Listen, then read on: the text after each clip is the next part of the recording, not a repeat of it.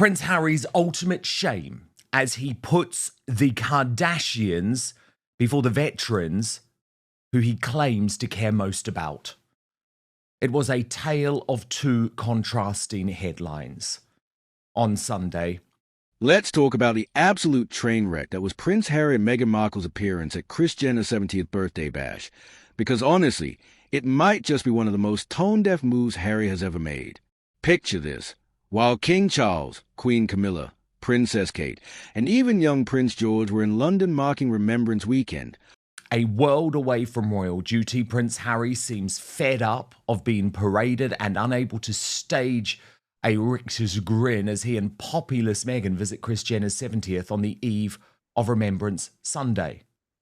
Just hours later, King Charles would be in tears at that event. So this is quite an extraordinary downfall. And what's very clear to me, and you can see it in the paparazzi footage as Prince Harry leaves this event, is that he's not happy about it.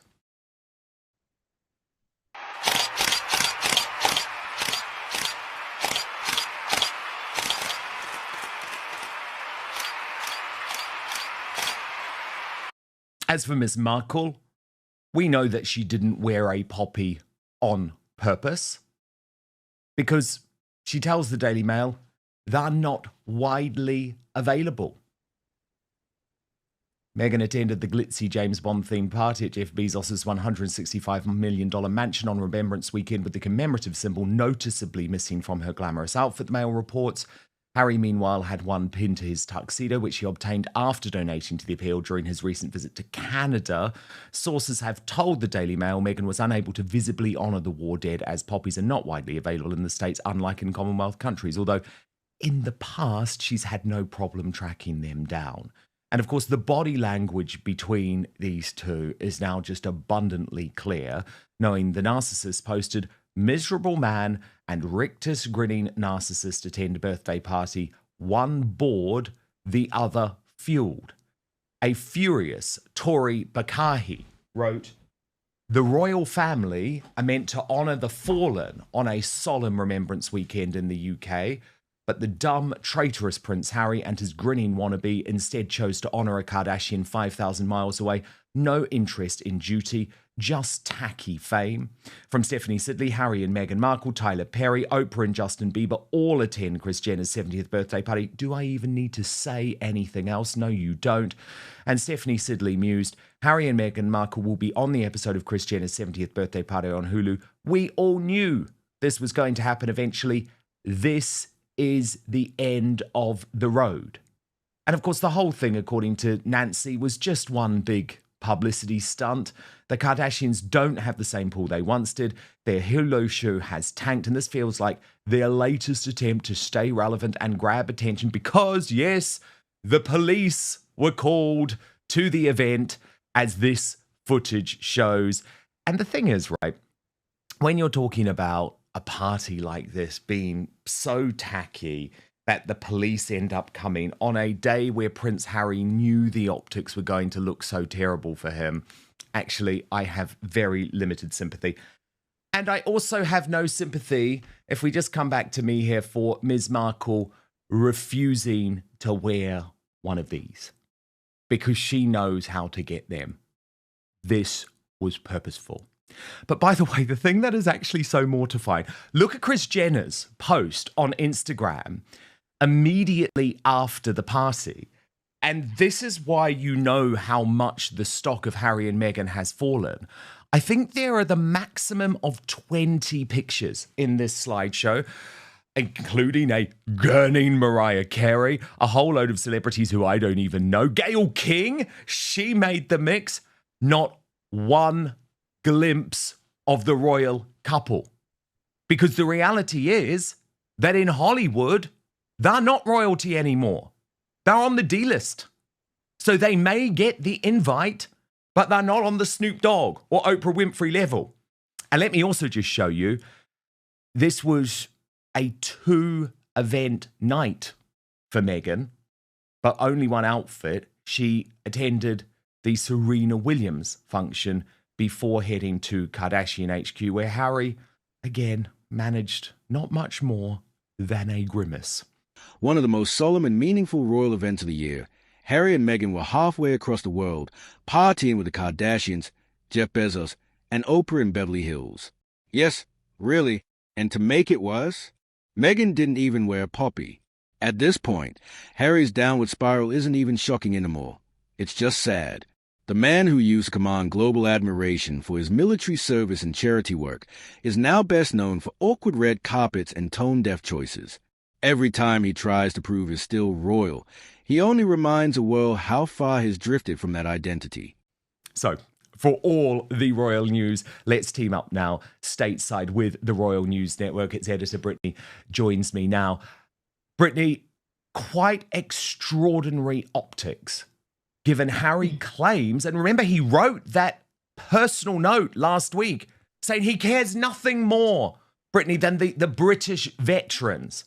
And then on our most important day, Remembrance Sunday, he goes to a tacky party with the Kardashians. He can't even bother to procure his disrespectful wife a goddamn poppy. It's a stinking new low. It really is, Dan, because you have to think Meghan has worn poppies pretty much every November. I mean, she even wore one to lunch with a friend a year or two ago, and yet somehow it magically disappears now and she can't find one. I just call complete BS on that. And when it comes to this party and comparing it to the actual working royals, all you can think is excess and versus service. So the royals are serving the people, they are remembering the fallen, and Prince Harry and Meghan Markle are just there to indulge in the excess that those royal titles give them. Meghan Markle by herself, Harry just Windsor, without all the trappings of royalty, are nothing in that industry. They have achieved nothing. They have done nothing. Everything they've touched has basically turned to ruin. And so they are there just for the optics and just for Meghan Markle. Meghan Markle loves this. She loves the paparazzi. Harry claims to hate it, and yet he goes along with it, proving that Harry has really no pull or say in that relationship. He does everything on behalf of his wife. But I did find it very funny, Dan, like you showed, that Kris Jenner, she could have picked anyone to put in those pictures, and she did not choose one with Harry and Meghan. So I just don't think they had the pull they think they do. They get invited to the parties, but is anybody relying on them to help make them money? The answer is absolutely not. But they do get headlines.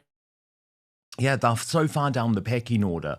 It's interesting, Brittany, though, because even some defenders of Prince Harry and Meghan Markle are not liking what they saw over the weekend. Tom Sykes of the Royalist Substack had this to say. And every time Meghan tries to reinvent her brand through him, it backfires spectacularly. They wanted to be the modern, global couple redefining royalty. Instead, they become walking contradictions, obsessed with fame but desperate for respect, addicted to attention yet claiming victimhood. If Harry and Meghan are being advised by anybody about how to manage their image, they are either not listening to that person, or they're not telling that person what they're planning to do, or that person is giving them very, very bad advice. If they thought that arriving via the public entrance at Jeff Bezos's disgustingly opulent billionaire hidey hole mansion for a Kardashian party was a good idea, considering what was going on back home at the time. This place that Harry told us earlier in the week that he has a great love for, that he misses, and that he very much identifies as a veteran, because it is Veterans Day weekend here. It is Remembrance Weekend in the UK. On Saturday night, yesterday night, we saw Charles, Kate, and even young Prince George arriving at the Albert Hall for a festival of remembrance. It was an incredibly kind of moving event. And I'm going to come to that shortly, Brittany, but what do you think in terms of what Tom Sykes is saying there about the fact that yet again, it just feels like these two ignore any form of sensible advice? Well, when you think about Harry and his meeting with his father just what, 2 months ago, he claimed, "Oh, we're just going to try to avoid the diaries clashing. I'm going to share my diary with you." And then, of course, he does something which he knows is in the royal calendar for sure. And he goes along with his wife to this very overly opulent bash. The optics are just terrible and horrible on every stretch of the imagination. But Harry, at this point, he is beholden to whatever Meghan Markle wants to do. And he just doesn't seem to have that pull. And she definitely does not have the self control to not indulge her worst impulses when it comes to attention seeking. Meghan Markle always wants to be the center of attention. She wants the cameras on her. This is why she married Harry. It's why she was looking for a rich, famous husband, because she couldn't gain this pull on her own. Everything is at because of the man she married. And Harry was too dim to understand that. And now he's living probably in many ways his worst nightmare, but he married it. Like that, this is the end result of that chaos. And I'm sure he has some high points and some low points, but this is definitely just absolutely terrible. It destroys everything he did in Canada that week. And is just completely unfathomable that they would not understand how bad the optics are here. But again, Meghan wants to see the flashbulbs, so they have to do it. What's interesting, though, Brittany, is that Tom Sykes actually believes that this is becoming more and more unsustainable, this clash between Meghan and Harry over their values. And why I think that's fascinating is because, sure, people like me have been talking about quite how destructive the relationship now is. But remember, Tom Sykes very much has a foot in the Markle camp. But he's now reporting this. Watch.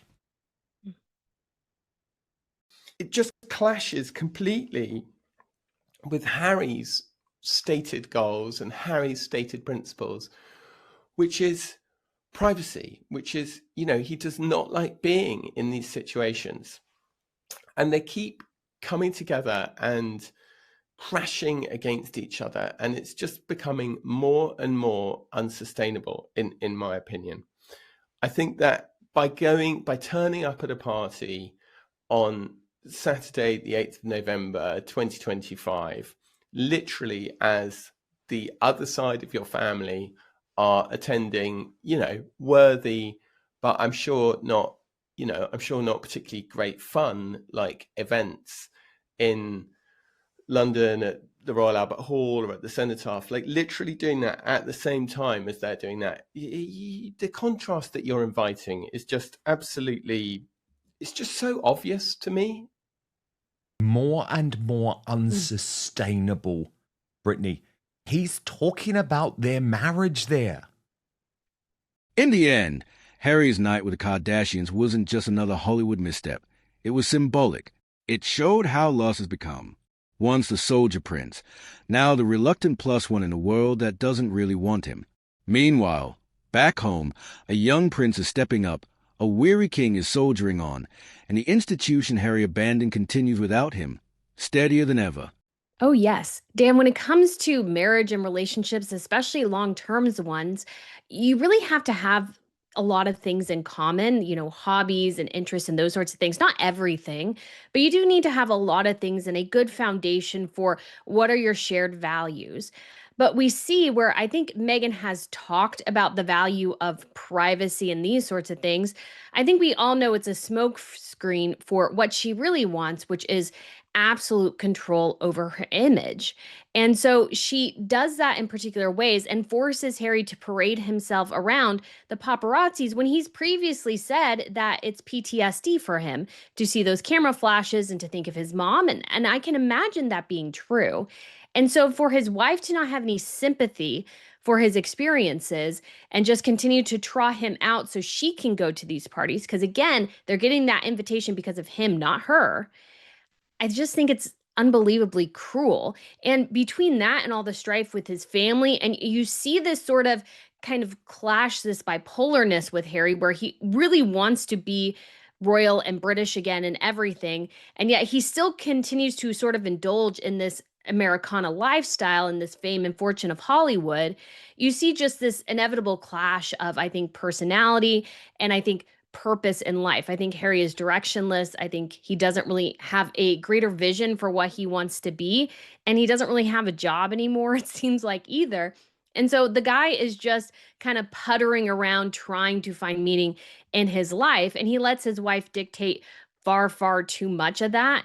And you get these inevitable clashes. These are not going to get better. And again, Harry undermined his entire tour with Canada by going to that Kardashian party. It's like, does he care at all about the work he's doing? I don't think so. Is he chasing the cameras as much as his wife? Probably. And it's just going to end up in a mess. And I think they're going to inevitably tear each other apart because I think they want very different things out of life. Yeah, I think that's so far down their own rabbit hole, Brittany. They can't actually understand how obvious things are for us. Like, for example, and Meghan's mole pointed this out, William, who has really taken to wearing these double-breasted velvet blazers and did so, by the way, in Rio for the Earthshot Prize last week, immediately copied by Prince Harry at the big night out. And of course, as Meghan's mole says, let it be known, Harry never wore velvet blazers until William did first. And the thing is, Brittany, we know that that is a small sartorial decision, but it all comes with a deeper meaning. So yes, this was Prince Harry's ultimate shame. Not because he went to a party, but because of what that party represented. A man who traded duty for glitz, service for self-indulgence, and legacy for headlines. The monarchy doesn't need to punish him. He's doing that all on his own.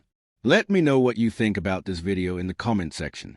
If you enjoyed it, don't forget to hit that like button, subscribe, and turn on the notification bell so you don't miss any of my future uploads. I'd love to hear your thoughts in the comments. Let me know what you think or what you want to see next.